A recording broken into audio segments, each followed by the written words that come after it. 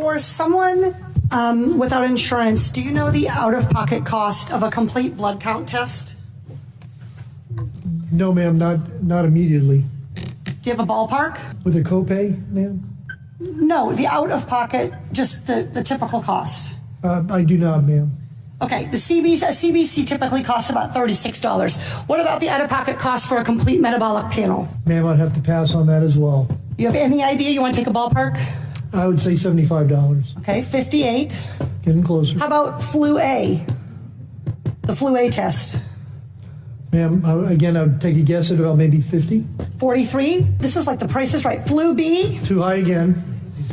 I would probably say 44. That's good. How about the cost of an ER visit for somebody identified as having high severity or high threat?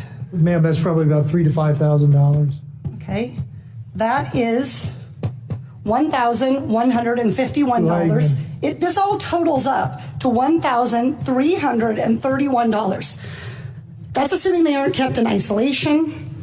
Isolation can add up for one family already, $4,000. And fear of these costs are going to keep people from being tested, from getting the care they need, and from keeping their communities safe. We live in a world where 40% of Americans cannot even afford a $400 unexpected expense. We live in a world where 33% of Americans put off medical treatment last year.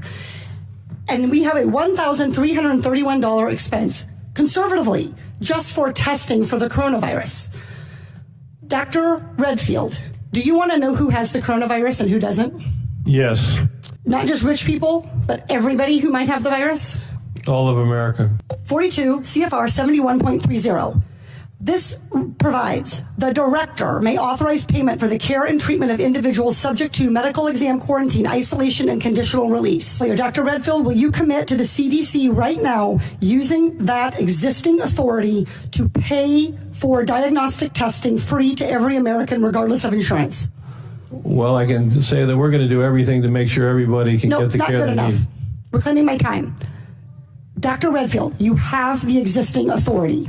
Will you commit right now to using the authority that you have vested in you under law that provides in a public health emergency for testing, treatment, exam, isolation without cost, yes or no?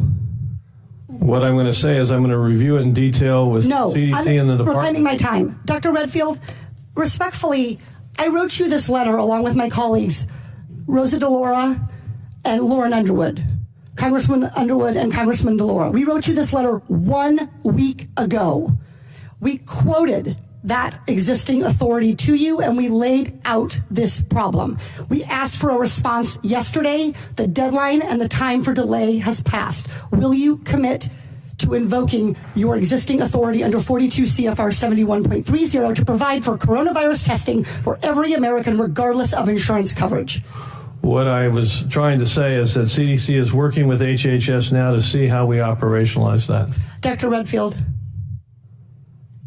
I hope that answer weighs heavily on you, because it is going to weigh very heavily on me and on every American family. Our intent is to make sure every American gets the care and treatment they need at this time of this major epidemic, and I'm currently working with HHS to see how to best operationalize it. Dr. Redfield, you don't need to do any work to operationalize. You need to make a commitment to the American people so they come in to get tested. You can operationalize the payment structure tomorrow. I think you're an excellent questioner, so my answer is yes. Excellent. Everybody in America hear that. You are eligible to go get tested for coronavirus and have that covered regardless of insurance. Please, if you believe you have the illness, follow precautions. Call first. Do everything the CDC and Dr. Fauci, God bless you, for guiding Americans in this time. But do not let a lack of insurance worsen this crisis.